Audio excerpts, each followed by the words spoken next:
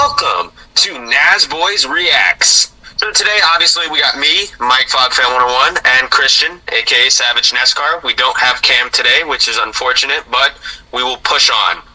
So today, we are going to be reacting to the greatest cheats in racing history. Now, I have a feeling about some of these that are going to be on, like Michael Waltrip's jet fuel incident, for example. Yeah. I feel like I recognize this guy. I also feel like some from like the 70s are going to be on here. So I'm very excited to watch this video. Yeah, me too. And I think that Michael Waltrip Racing will probably end up on this video somewhere. But I have a feeling that like Darrell Waltrip or Richard Petty could be on here too. And I'm sure we'll probably see different motorsports on this one as well. So yeah, it's going to be a fun one. Make sure y'all watch to the end. Anyways, we will get started with this video. Christian, are you ready? Fact show. Hey.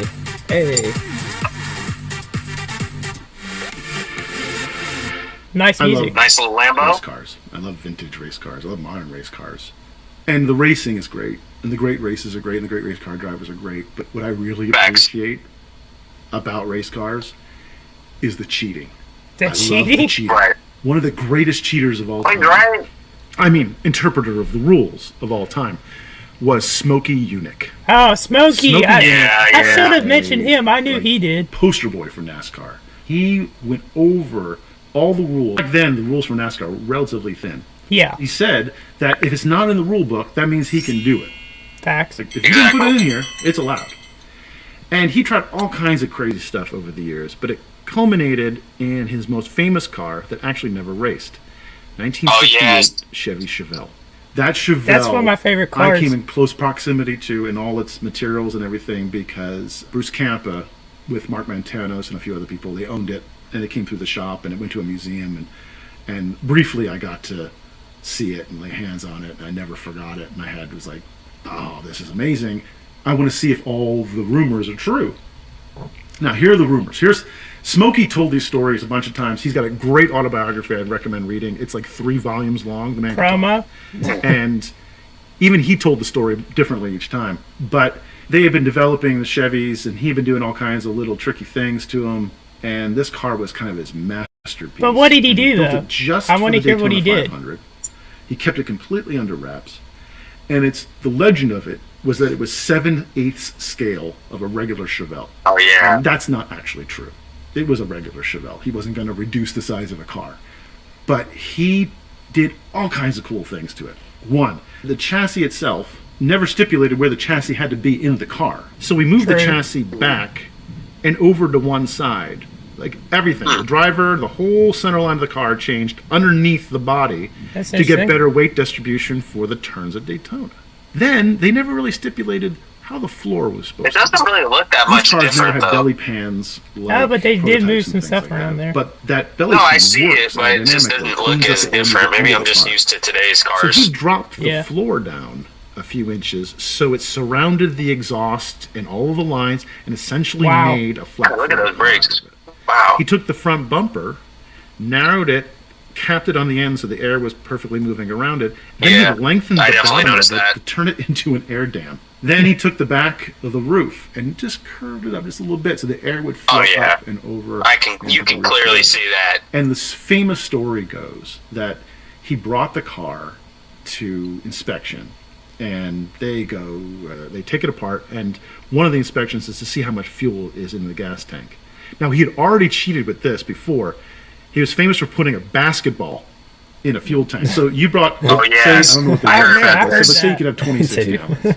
He'd make a 28-gallon tank, put a basketball in it, and they would measure how much fluid came out, and it would be 26 gallons. And then he would deflate the basketball, take it out, and have an extra 2 gallons in there. So there, you drop the tank. A lot of rules in NASCAR. In fact, he claimed that half of the NASCAR rule book in the 70s was because of him. And I wouldn't be surprised. So they drop the tank, and the story goes that they're like, you have 10, or you have 9 violations, or you have 10 violations with your car, and we got to get those fixed. And he screams, that's nonsense, and gets in the car and goes, make that 11. Fires the car up and drives away without a fuel tank in it, and drives all the way back to his shop in Daytona Beach. And it's one of my favorite ridiculous stories. Now, nobody seems to have remembered this actually happening. Smokey says it did. Smokey says it didn't. The truth behind that story is they never stipulated how big the fuel line could be. So the fuel line on Smokey's Chevelle was 11 feet long and 2 inches big and could hold in itself a couple gallons of fuel. Another story I heard, I'm not sure it was ever confirmed, was that he knew that the car would be scrutinized. Everything he got was scrutinized. So he made another Chevelle, a stock street Chevelle, with all the small adjustments he had made and parked it in the parking lot. And he made a template for his car. And they now make a template is pretty standard. Is this going to be done video? You put the template over the profile of the car. It's I think so. 5 minutes in. And Smokey's another reason for these rules. And Smokey's like, I made a template. And he fits it over the race car. See it.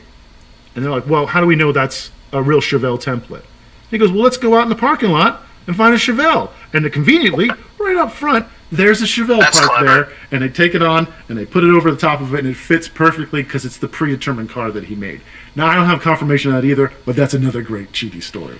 But Penske, that is very clever. Really good cheaters. I mean, Penske? Finders of the unfair advantage, because they had Mark Donohue racing. Yeah, I remember hearing about this one too. Is a absolute hero of mine. I don't know the whole thing behind it, so we're about to find out. But like his car Mark Donohue was a legend. Without his exact input and man, I love that car. Work. So he got brought into Penske. Penske was doing Trans Am in the late 60s. Oh, look how young Trans Am Roger cars looked. are pony cars, like Mustangs and Camaros. How old's Roger now, like 80? And so forth. And yeah, I think they're so. relatively stock formation, and they have to technically use off-the-shelf parts, so that car you see racing on the weekend is the car you could buy on Monday, is the idea. Exactly. Race on Sunday, buy on Monday. So they're looking for ways to make them lighter, faster, whatever. So their Camaro, they dipped in acid. The whole car. They put the whole car in a tank of acid, which burnt away the steel, and they had a special equation, like it would be this amount of time, you would take it out and neutralize it, That's and odd. it would shave hundreds of pounds off these cars. Because Wow. these aren't chassis cars, these are unibody cars. So the whole unibody goes in there. I didn't know And you could do that. The steel is so thin. Yeah, I mean, I that they would have to think it build for essentially the a roll heat, but cage in not it, to make the strong car enough better. to hold the Exactly. car together. Like in a racing situations, the transfer of loads from corner to corner go through the body, but the body would have collapsed. So they built a roll cage in it. People are like, that is a massive roll cage. They're like, we just want to be safe. We don't want Mark to be safe. And the story goes that one of the technical guys came up and put his clipboard on the roof and went to get it and leaned against the roof, and the roof just goes boom. Like it is paper just thin. dense. And he's like, what's going on with that? And I'm like, well, I don't know. Sheesh, that's unfortunate. Must be the sun. What caused be it? the What could sun. possibly have happened? And they caught on to it. We want and Mark to be they safe, but the supposedly roof's at gonna that race cave in. went to a Nice. local dealer and got another Yeah, if he wrecked, he Camaro would've been crushed. and swapped it out. But that dipped car supposedly was then moved around with different numbers, so they wouldn't know which car was the acid dipped car. Wow. And Penske had this fantastic clean cut image. His cars were always gorgeous. Like he was one of the first team owners who the car had to be perfectly painted. Everything's clean. Not Everybody's anymore. He clean. uses It was the a same schemes professional over and over organization. again, with all due Which respect led to that Roger kind of Penske. process led to the amazing You're not wrong. organization he owns today. That kind of attention to detail. But he was a cheater, and Donohue helped him every step of the way. Because after that year, I think it was 68 or 69. So in 70, they start racing javelins, and they I need to remember find those an unfair cars. advantage in the Yeah, javelin. that Now team is I put my iconic. hands on this javelin because it's the one Bruce Canepa drives now, and it is a fantastic car. And Bruce drives the snot out of it. And if you ever get a chance to watch Trans Am Historic Racing, I highly recommend it. Those guys all know each other, and if you want a show of shows of these cars duking it out, it is fantastic, and the noises are great. But that Javelin has a few tricks up its sleeve. One, like I said earlier, they had to use factory parts in them. I'd not really tell you whose factory it had to come from. So at that time, the Porsche 917 Oh, that car. was going to be the I'm dominant sorry, car Mike, in but I have to say, son, Yeah, what is it? that car thick. It is, I mean, look, it is thick. I mean, dude, look at that futuristic, like, airplane-looking top, and then the backside is thick. Yeah, that thing be packing, I'm not gonna lie. But anyways, Oh, yeah. All right, let's continue. 70 in endurance racing. So Look at how thick that is. I could like the use same some bigger car. front brakes for my Javelin. Go grab some Porsche brakes. Take them to an AMC A dealer. Jeep? Have them put an AMC? AMC part number on it and sell it to me across the counter. I now have AMC brakes that look mysteriously like 917 brakes. Roger for Put them on the president. Javelin. I would Another vote thing for they would do him. in Trans Am I want it. would be the pit stops, and they would change their brakes. You're lame. Well, if it was for like Can you imagine changing motorsports, hot maybe, but brakes, not brake like. pads Never mind. in Let's the just, heat of it. I know. I'm Nukes. joking. So they got another. Oh, they're brake using booster. good So a brake years. booster in a car Eh. is there to give vacuum advantage when you push I mean, of on course the brake they or are. power brakes. There's Use vacuum Michelin. helping your I'm just foot kidding. push the That's brakes. not a paid promo. Well, they got a second brake booster. Hey, and they put Michelin it would probably be inside. better than Goodyear Put it in the nowadays. footwell. Hoosier's It's a better factory than part. both of them. Not technically doing a factory job. True. Because what it was for was when he came into the pit stops and stopped, he'd pull a lever, that vacuum would work in reverse and suck the brake pads away from the rotor. So all they had to do up is go blink, blink, blink, dink, dink, dink, shh. Brakes are on, gone. So instead of a few minutes, it was seconds. They could change the brakes Wow. on this car. That's fast. Unfair advantage. Just like a tire change. Illegal? Not technically. My favorite thing they did was they kind of messed with how they fueled these cars. Now, up to that point, you had jugs of fuel and stick it in the fuel and you waited and put it in and it took a Well, little I'm bit. sure course. this is going to. And There's just these two of cars them use in a this lot of video. fuel, That's big a fuel shame. So it would take time to There's fill only them 2 up. bits left in the video. Well, He's they only didn't talked wait about around 2. that long. So Yeah. at one race, there is an enormous fuel tank. This big Sunoco fuel tank. And it's sitting like 5 feet off the ground. And it's got a hose that goes to the back of the car. And they hook up the hose and open the thing, and the gravity kind of pushes it in the fuel tank. And this is during like practice. And the other teams are like, what is that? And it didn't really go that fast. And they're like, okay. So they didn't raise a stink. And they're like watching. And is it legal? Well, there's nothing in the rules that says you can't do it. Okay. Next morning comes. And the fuel tank is now 20, 25 feet in the air. What? Now, physics dictates every foot that goes in the air increases Wow, the I've pressure never on seen the that picture fuel before. Hold on, I gotta outlet. pause. That is interesting. So they have it that high in the air. They have a whole crane. I don't know if you say crane, but they have a whole setup. And I wonder what track that is too. That looks like a Michigan or something like that. That's crazy. Right.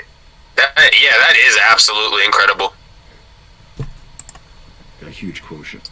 So they come in, they hook this thing up, they flip a switch, and within about 3.5 seconds, there's 30 gallons in the car. It goes. Donahue says in his book, the car just goes boom, like boom, gas is in, click, bam, and he's gone. Yeah. And the other teams are like, they're like, come on, really, really? And of course, it was only used a few times, and it was made illegal because of the danger of it blowing over in the wind or whatever. Yeah, else. I understand But- that. Here's this amazing advantage they just kind of cooked up out of nowhere. At every level, from the extremely rich to the extremely poor racer, everybody's looking for that unfair advantage. And I guess that's life, really. We're all looking for the unfair advantage. We're all looking for that little moment where I we mean, can I kinda sneak could through and get a little definitely bit get more. what he's saying here. But it's always more fun when that's happening at 200 miles an hour. Right. Homeowners. Well, that was a pretty interesting video. I feel like he should have condensed some of them, and he could have had more room to talk about more really cheating moments because, like he was mentioning, the 70s were full of cheating moments, like with Smokey Yunick, and half of the rule book is now because of him. Yeah. But I really enjoyed listening to both those stories, even the Penske one, even though I'm a Penske fan. So this was definitely a great video. I enjoyed it. Yeah, definitely. I mean, there was definitely things that we both learned, and I feel like, yeah, like they could have had more in here, but yeah, those are definitely two of the biggest cheating moments in racing history. I feel like of course, like we mentioned at the beginning of the video, they could have put Mike Waltrip Racing in there with the jet fuel, and the spin gate could have been in there. Same thing with Darrell Waltrip and Richard Petty, and I was surprised they didn't have any Formula 1 ones in here because I know there's been some moments with that as well, so, yeah. Yeah, that's true. I didn't think of that. I just automatically assumed NASCAR. But, yeah. Yeah, for sure. And if y'all haven't yet, like and subscribe. Also, if y'all could send us reaction video suggestions, feel free to comment down below, or you could just DM us You'll see our social media handles on the screen or in the description below, depending on whether you're watching this on YouTube or another streaming platform. Thank y'all so much for watching. And Mike, is there anything else you want to say?